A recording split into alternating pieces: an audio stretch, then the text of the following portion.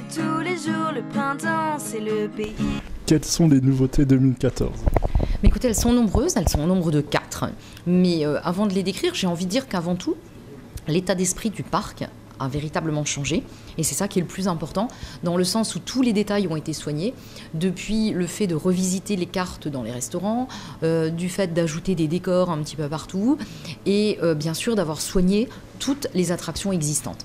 Alors pour en revenir aux nouveautés, avant tout, une zone thématisée, qui est celle de Space World, dans lequel se positionne la nouvelle attraction, le G-Loc.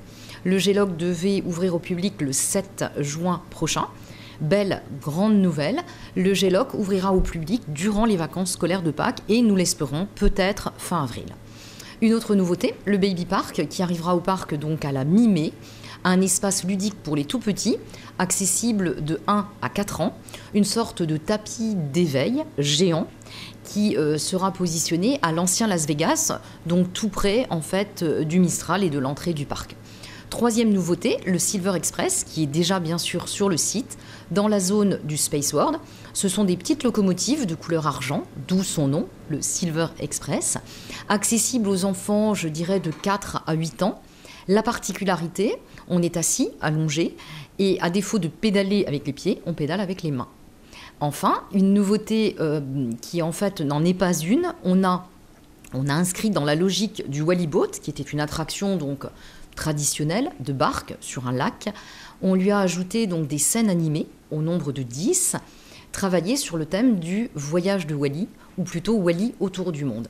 Donc 10 scènes qui retracent donc un certain nombre d'étapes que Wally aurait pu faire pour son voyage autour du monde. Les scènes donc sont travaillées sur la base d'automates, donc Wally est en scène dans le pays concerné, et le tout bien sûr avec beaucoup de couleurs, mais aussi de musique. Qu'est-ce que le G-Loc ? Donc le G-Loc, la nouvelle attraction qui est située, je vous le disais, dans la zone de l'espace, c'est une attraction donc tout d'abord puissante, puisque 4G.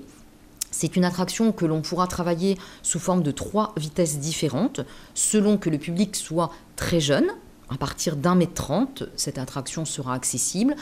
À mesure que le public sera un petit peu plus âgé, pré-ado, ado ou adulte, on montera en puissance pour passer en mode vitesse 2 ou vitesse 3, qui permettront à ce moment-là d'accéder à des loopings. C'est une attraction donc avec un mât central, avec, vous l'imaginez, 6 pattes, autour desquelles sont articulés des avions, dans lesquels on positionne 4 passagers sur chaque avion. Donc 24 passagers au total.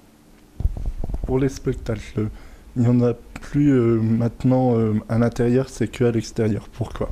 Alors on a fait le choix cette année de faire des spectacles extérieurs, d'abord parce qu'on est hyper optimiste, on a l'intention d'avoir du soleil durant toute la saison, et aussi parce qu'il faut changer à un moment donné les habitudes.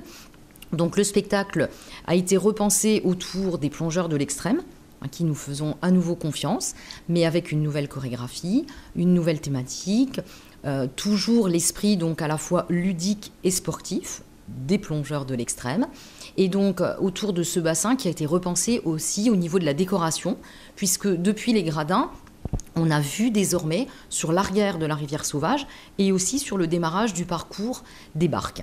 On mise également sur des animations autour de la famille Wally. Donc désormais, on pourra chanter avec Wally, on pourra danser avec Wally.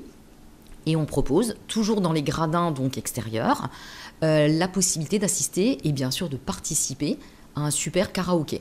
Donc un esprit plus interactif que les autres années. Pourquoi le spectacle des lasers n'est plus là ? Écoutez, malheureusement, j'allais dire, ils nous ont fait faux bond. On avait négocié, on avait travaillé les choses longuement pendant l'hiver, et à un moment donné, écoutez, on n'est pas tombé d'accord sur un contrat qui était quasiment finalisé.